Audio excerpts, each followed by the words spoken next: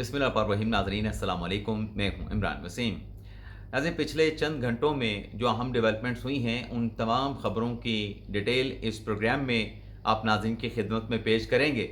और पहली ख़बर जिससे अपने वीडियो लॉग का आगाज़ करेंगे वो ख़बर जुड़ी है अवामी एक्शन कमेटी से मुतल्लिक़। लेकिन इस ख़बर पे आने से पहले, इस ख़बर की तफ़सीलात आपकी खिदमत में पेश करने से पहले आप तमाम देखने वाले ये जानते होंगे American vice president JD Vance का जो स्टेटमेंट है वो आपकी नज़रों से ज़रूर गुजरा होगा, जिसमें जेडी वेंस की तरफ से ये कहा गया कि इसराइल नहीं चाहता कि अमेरिका का ईरान के साथ कोई पायदार मुआहदा हो।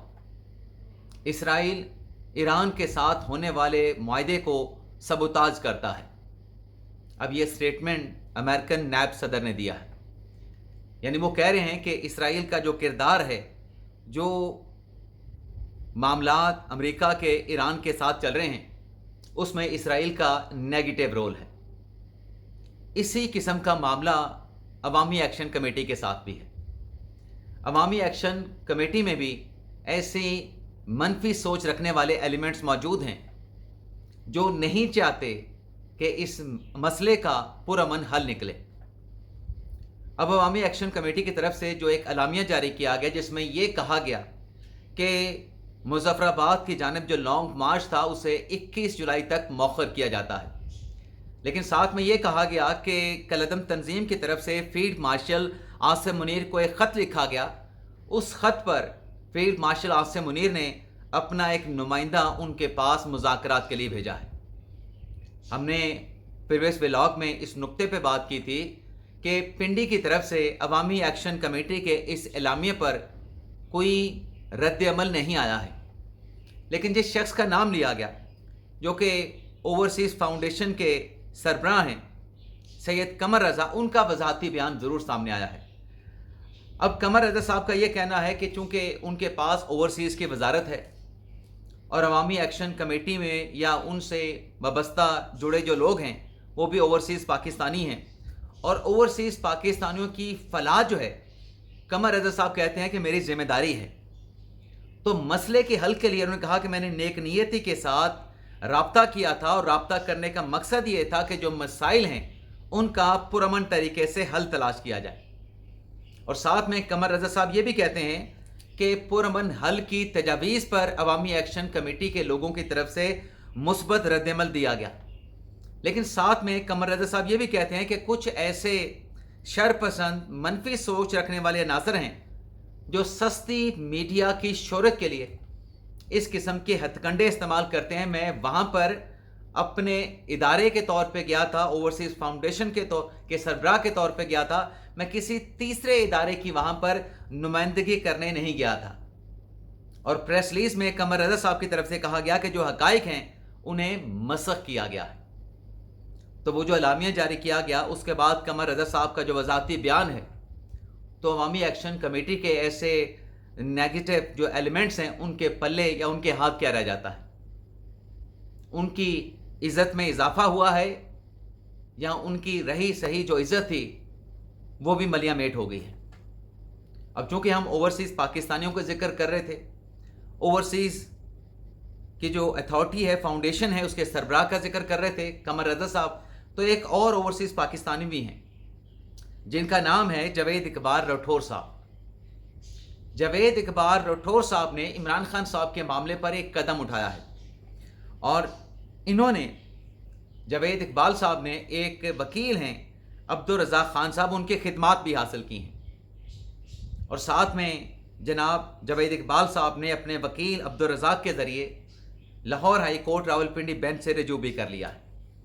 अब ये ओवरसीज़ पाकिस्तानी ये कहते हैं कि कौमी हम आहंगी के लिए इमरान खान के साथ मुलाकात करवाई जाए। इमरान खान से मुलाकात की मुतअद्दिद कोशिशें की गईं, लेकिन अडियाला जेल के हुकाम की तरफ से बानी के साथ मुलाकात नहीं कराई गई। और जनाब जावेद इकबाल साहब का ये भी कहना है कि इमरान खान के साथ रूल्स के मुताबिक मुलाकात कराई जाए और वो चाहते ये हैं कि मुल्क में सियासी कशीदगी का खात्मा हो और मुल्क में मुआशी इस्तेहकाम आए। अब इनका हक़ दावत तो नहीं बनता है عمران خان سے ملاقات کی درخواست تحریک انصاف فائل کرے، عمران خان صاحب کی بہنیں فائل کریں، اس پہ فیصلہ الٹیمیٹلی عدالت کو کرنا ہوگا۔ لیکن جب آپ ریٹ پٹیشن آئین کے آرٹیکل 199 کے تحت دائر کرتے ہیں تو اس کی مینٹینیبلٹی کا پہلا جو سوال عدالت پوچھتی ہے یا رجسٹرار آفس پوچھتا ہے وہ یہ ہوتا ہے کہ آپ کا حق دعویٰ کیا ہے، آپ کا تعلق کیا ہے، آپ کا ریلیشن کیا ہے جو آپ ملاقات کے حوالے سے درخواست دائر کر رہے ہیں۔ تو براہ راست تو ان کا کوئی حق دعویٰ نہیں بنتا، لیکن دیکھتے ہیں کہ Lahore high court Rawalpindi bench اس درخواست پہ کیا فیصلہ کرتا ہے۔ اب آ جاتے ہیں پی ٹی آئی کا فیصلہ، اور اس فیصلے پہ اپوزیشن لیڈر جنہیں عمران خان صاحب نے نامزد کیا، محمود خان اچکزئی، انہیں کیا بڑا جھٹکا لگا ہے۔ اب میں نے تھوڑا سا تعارف تو پہلے ہی کرا دیا کہ جب عمر ایوب صاحب ڈسکوالیفائی کر گئے، 9 مئی کا فیصلہ ان کے خلاف آیا، تو تحریک انصاف میں بہت امیدوار تھے اپوزیشن لیڈر کے لیے۔ دعوتوں کا اہتمام بھی کیا گیا، کمپینیں بھی شروع کی گئیں، ذاتی سطح پہ، انڈیویجول کیپیسٹی میں، پارٹی کی سطح پہ نہیں۔ لیکن عمران خان صاحب نے اپوزیشن لیڈر کے لیے محمود خان اچکزئی کو نامزد کیا، لیکن ساتھ میں عمران خان صاحب کی طرف سے یہ بھی کہا گیا کہ جو مذاکرات کرنے ہیں نا، مذاکرات کرنے نہ کرنے کا جو فیصلہ ہے یا تحریک چلانے نہ چلانے کا جو فیصلہ ہے وہ محمود خان اچکزئی کریں گے یا ان کے ساتھ راجہ ناصر عباس صاحب مل کے کریں گے۔ اب ہوا یہ ہے کہ اچکزئی صاحب نے ایک فیصلہ کیا 3 دن پہلے غالباً یا پچھلے ہفتے، جس میں کہا گیا کہ 5 اگست کو مشترکہ اپوزیشن ملک گیر تحریک، ملک گیر احتجاج اور عوامی رابطہ مہم کا آغاز کرے گی۔ 5 اگست کی تاریخ بھی دے دی گئی۔ اب اچکزئی صاحب کے پیچھے فورس کون سی ہے، مطلب کراؤڈ کون سا ہے؟ پاکستان تحریک انصاف کا کراؤڈ ہے، پاکستان تحریک انصاف کے سپورٹر کی ان کو سپورٹ حاصل ہے، کیونکہ اگر اچکزئی صاحب کی پارٹی کو دیکھیں تو ان کی تو صرف ایک سیٹ ہے نیشنل اسمبلی میں، اور اچکزئی صاحب کوئی کراؤڈ پولر نہیں ہے۔ تو خان صاحب نے اچکزئی صاحب کو ذمہ داری جو سونپی تھی تحریک چلانے نہ چلانے کی، کہ فیصلہ یہ کریں گے، تو اس فیصلے کو جو سپورٹ حاصل تھی وہ پاکستان تحریک انصاف کے مینڈیٹ کی تھی، پاکستان تحریک انصاف کے ووٹ بینک کی تھی۔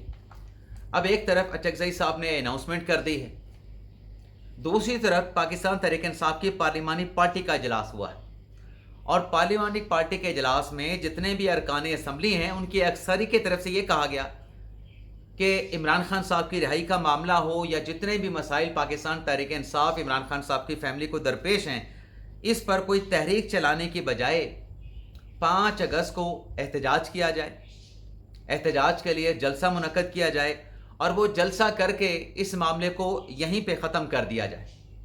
یہ پی ٹی آئی کے اکثریتی ارکان کی رائے سامنے آئی، جس میں جو بیرسٹر گور صاحب ہیں ان کی رائے بھی یہی تھی کہ ہمیں 5 اگست کو تحریک شروع کرنے کی بجائے ہمیں جلسہ کر کے اس بات کو، اس احتجاج کو یا عوامی رابطہ مہم کو یہیں پہ ختم کر دینا چاہیے۔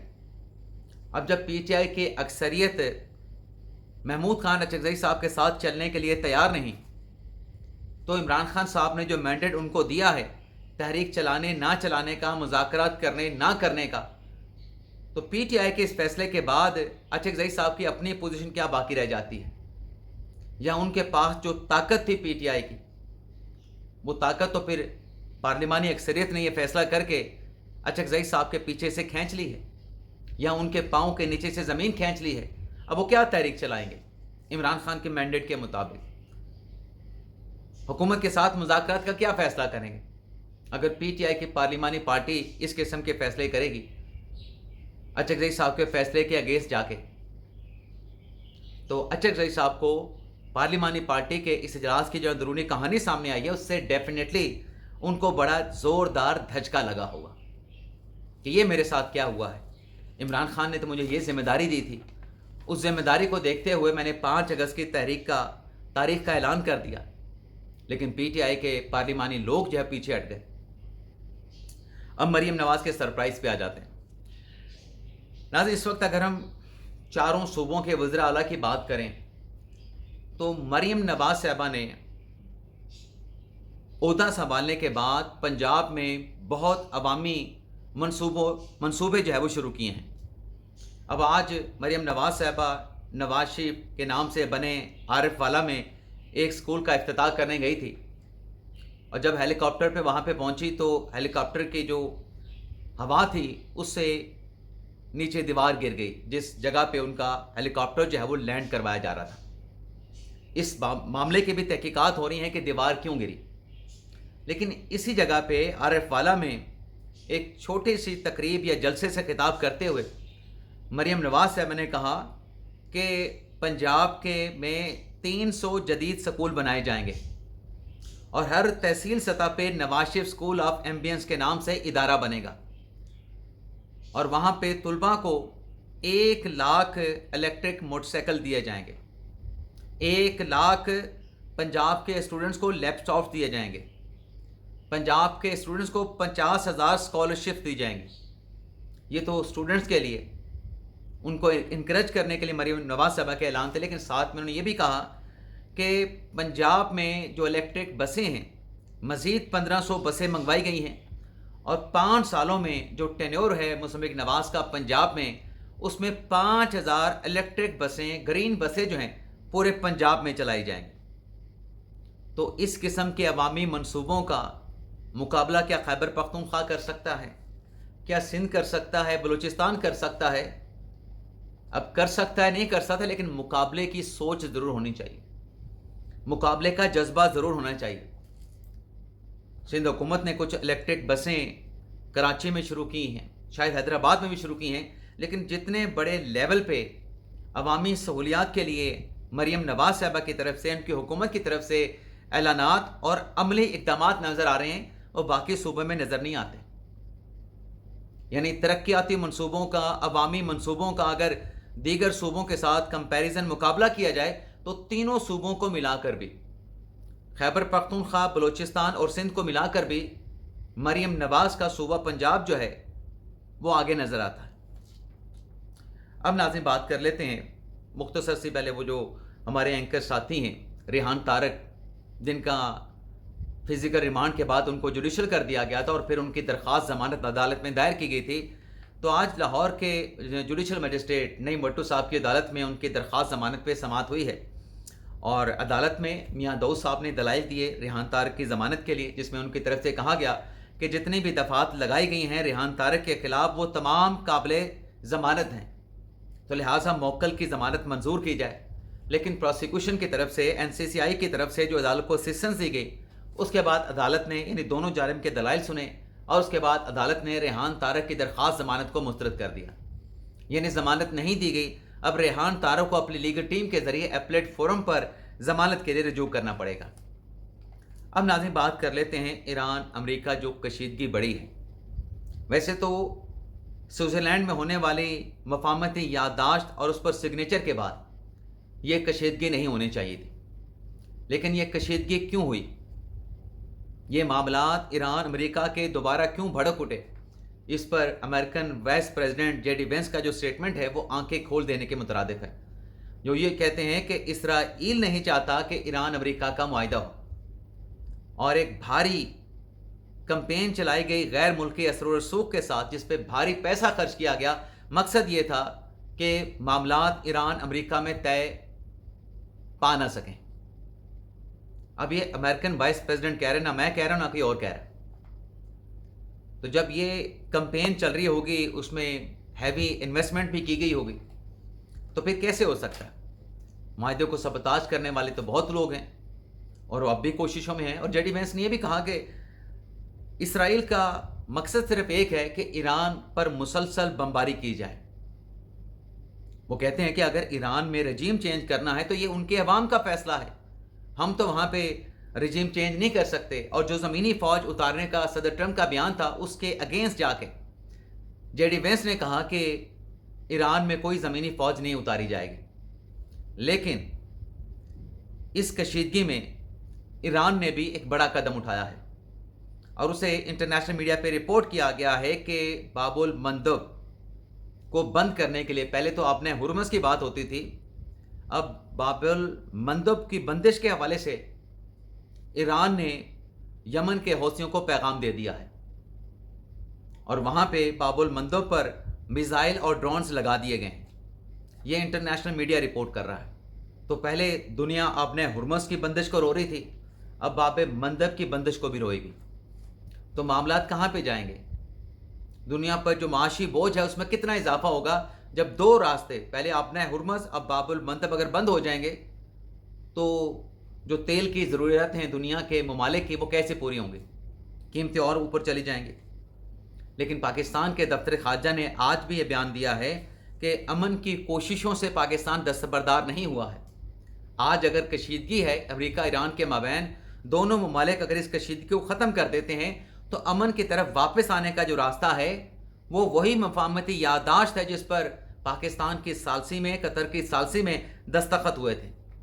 उसी मफाहमती याददाश्त के ज़रिए अमन की वापसी जो है मुमकिन है। यानी पाकिस्तान अभी भी अपना पॉजिटिव रोल जो है वो इसमें अदा कर रहा है। अल्लाह करे अच्छी खबर आए, लेकिन कशीदगी के हवाले से फ़िलहाल जो चीज़ें चल रही हैं उसमें बुरी खबरें ही आ रही हैं। इजाज़त चाहते नाज़रीन, अल्लाह हाफ़िज़।